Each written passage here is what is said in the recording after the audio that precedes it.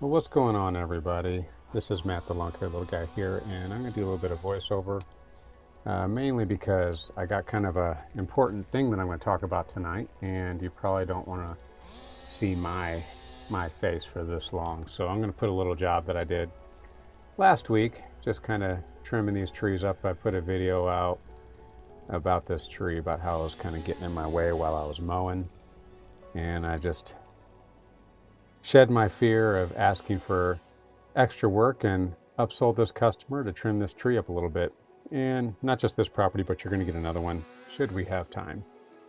So, anyways, guys, it's a really important video for me this evening because those of you that have been watching me for quite some time have always seen me as the part-time guy and didn't really have any ambitions to go full-time per se, because I've got a pretty good full-time job. I mean, it's pretty substantial. I mean, I'm not rich by no means, but it's not, it's not a minimum wage job. It's not something that's pretty easily replaced. It would take quite a bit of effort to replace the income that I have. But this year's been pretty rough on me, honestly, guys. If I could be completely candid with y'all, this year's been pretty rough with rain, and I'm doing weed control these days, and I increased my customer list on that, and it's been really hard. I've been doing a lot of juggling of the schedule, a lot of shifting, adjusting, and those of you guys that have been in this business for quite a while, you know exactly what I'm talking about, and you got to handle that properly. And if you've been in business for a while, and if you started out part-time and now you're full-time, you might be able to identify with me. And if you're brand new starting a business, this might be an important video for you. So I hope you stick around for a little bit and kind of hear me out, because I've got a big decision to make. I think I'm worn out on this two-job thing. Honestly, I'm worn out on not necessarily on the side hustle, but having a side hustle. Like, I need to decide for the long term, am I gonna stick with my full-time job, or am I going to make a go with this lawn care? I think you come a point in your side hustle where, I think everybody comes to this point where they have to kind of decide, am I going to do this, or am I not going to do this? Am I happy with the income that I have with my full-time job, or do I want to pursue something I'm a little bit more passionate about, but something that, honestly, when you really start contemplating this question, fear comes up, you know? But I can't let fear drive this decision. So that's what's on my plate, though, for next year, is because I told my wife I'm not working two jobs next year. I'm just not going to do it.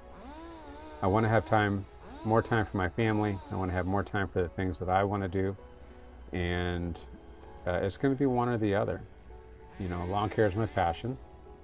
I'm not passionate about my full-time job, but it's substantial. So what does that mean for the little guy in the long term? Well, I don't know.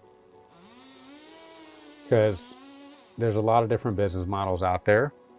And there's one thing that I've learned in lawn care, that it kind of depends on where you're at. There's a lot of variables when contemplating how much money you can actually make in lawn care. Now, do I think that I can make enough money? I can. I truly, in my heart, believe that. I even made a video about that recently, about can you make money mowing lawns? And I answered that question as yes. And a lot of the basis on that is so many people have done it before, right? We're not the first people. We're not inventing the wheel here when we're out here mowing lawns for money. We're just not doing that. It can be very, very lucrative if it's done properly.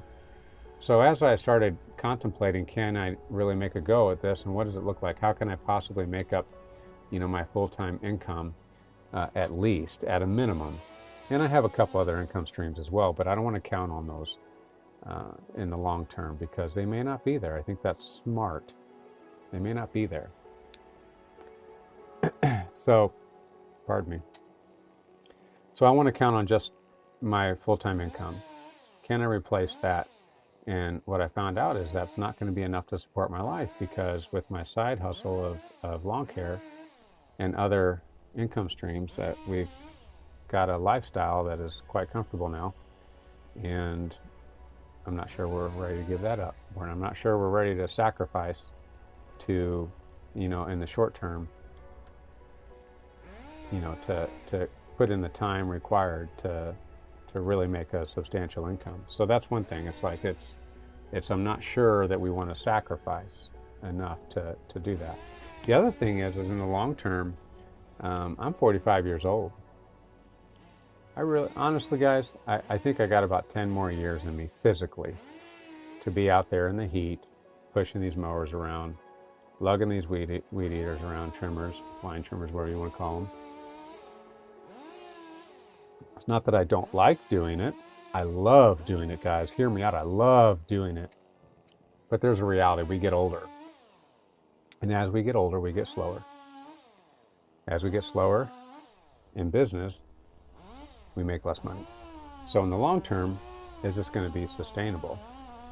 And as I thought about it, I realized that, hey, if I'm going to do this, if I'm going to do full-time lawn care,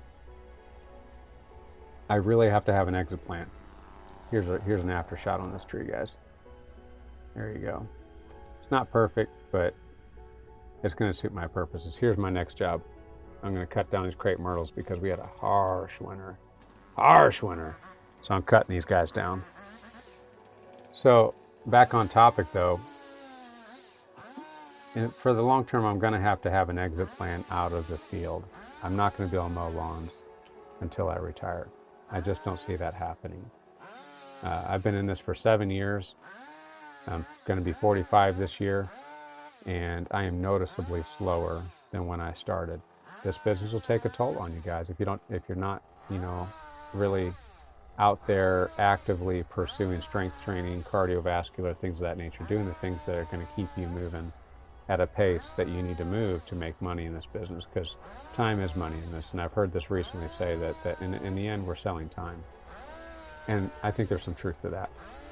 So, there's a big difference between doing the solo and then having employees. It's a whole different level of commitment, because now you become responsible for those people that you employ, because they're counting on you for an income. And even though everybody should know that this is fairly seasonal work, at least in my area, they may go have another source of income, but while they're working for you, you are the one that's responsible, not just for you to make up my income, but also to provide an income for someone else. And that's expensive, for one. And for two, like I said, you have a responsibility to the people that work for you to get work, consistent work, pay them sufficiently to where you can keep a good employee. You don't want to underpay them to where they're overworking for a little bit of money. They can just go somewhere else, and there's all kinds of things involved in that. But you kind of get what I'm saying, right? It comes with responsibility. So there's a lot that's going into this, and I don't know who you guys are watching out there on YouTube. Obviously, if you're watching this video, you're watching my video, but my mind has really changed a lot. My perspective has changed a lot, and I'm beginning to think that, hey, maybe I kind of started this business off a little bit wrong. Maybe I should have, even though I never had any intention of going full time, I never would have thought that I would be in this position to where I was actually considering picking between one or the other. And maybe I should have been making some decisions on the possibility of this particular decision coming. Even if I didn't think it's probable, it's obviously possible. And here's the reality, guys. I'm not charging enough to pay people. So I'm going to have to change the way I look at business.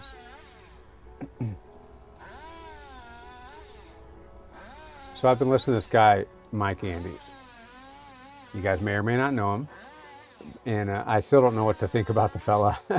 But in the end, I think he's got amazing business advice. And he's really stirring my my mind on, if I make this jump, what are some potential things that I'm going to run into. And one of the things he talks about is scaling. You know, if you're going to grow your business, you got to be able to scale, right? And right now my pricing structure doesn't allow me to scale because I'm taking all the profit, right? So it's not that it's not profitable, but if I'm going to have somebody else do it and not me, then it has to be, my processes are not scalable. I can't reproduce them in somebody else and still make money, if that makes sense. But that's just one example. So I highly encourage going over there and checking out his channel. If you're brand new, or maybe if you're thinking about making that jump to full time, I think you should go check him out, because he's really get me to think a lot about my business and where it's going to be going. So trying to think of some other things that I might be thinking about here, but if this happens, it will be happen next season. And here's my plan going forward. I guess this will probably be the last chapter of this video, but I'm not going to completely dissolve the business, but I definitely have to cut it to the degree that I can have my time back, you know. So what that might look like is keeping the weed control, not growing the weed control, just keeping it, because that's pretty easy money. Easy to manage if you don't have mowing. So I plan on cutting out all of my mowing except for my widows. I know it sounds silly, guys, but that's just a part of my faith. I really believe that the Father has a heart for orphans, widows, and sojourners.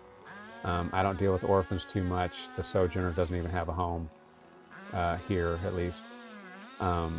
So it leaves me down to the widows. I think that's a priority for the Father's heart. So I'm going to keep my widows, and I don't have very many of them. So we're talking 5 or less accounts, guys. Excuse me again. Got me some reflux or something. So I'll still have some kind of income stream, and we'll be absolutely just fine. So I won't be giving up the business entirely, but it won't look the same. But if I go the other way and I decide to go full-time lawn care, some serious changes are going to be made. So if I had any encouragement for you guys, I would say think big even when you're not, okay? Even if you're not big, even if you're just starting out and you're solo, think big, because you don't know where you're going to be in 7 years. That's where I'm at. This is my 7th season, and I didn't think I'd be making this decision. I really didn't. And now I'm coming into some serious challenges. I'm not prepared to make that jump to full-time just yet, even though I could, but it's going to be hard conversations. It's going to be stressful, but it'll work. It can work if I'm willing to make the changes in my business. And at this moment, I'm not here to give you business advice, but that's just my tip based off of what I'm going through. So I don't know if that encourages you guys, but I hope you enjoyed this footage of me cutting these trees down. I'm just about done here. At this point, my chainsaw is smoking, boys, because it leaks gear oil like crazy.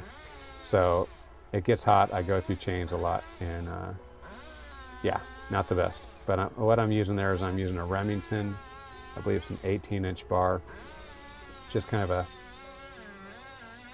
off-brand kind of chainsaw, but it does the job, and I'm getting it done this particular day. So yeah, you'll see at the end of it, it kind of went kaput. So I left a stump there, and I got to go back and cut that off all the way to the ground.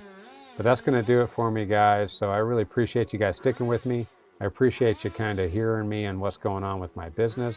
By the way, thank you everybody for sticking with me. I'm at 1,000 almost 1,300 subscribers, and I made 4,000 hours. So I'm in the process of going to that extra level of being monetized, and I'm excited to see what comes of that, see how I can give back to you guys who are supporting me and watching me. And just thank you guys so much. Thank you all to the new subscribers. I'm international. I got people down in South America now. I got people in North America, up in Canada. I mean, all over the place. And I'm just really excited to engage with you guys. So we're just about to the end of this video. So I'm going to end it the same way. Pray for me, guys. especially for this decision that I got coming up. I got to make it right around the winter time so I can get my letters out. And you know I'm praying for you guys. So Lord bless. We will see you in the next video.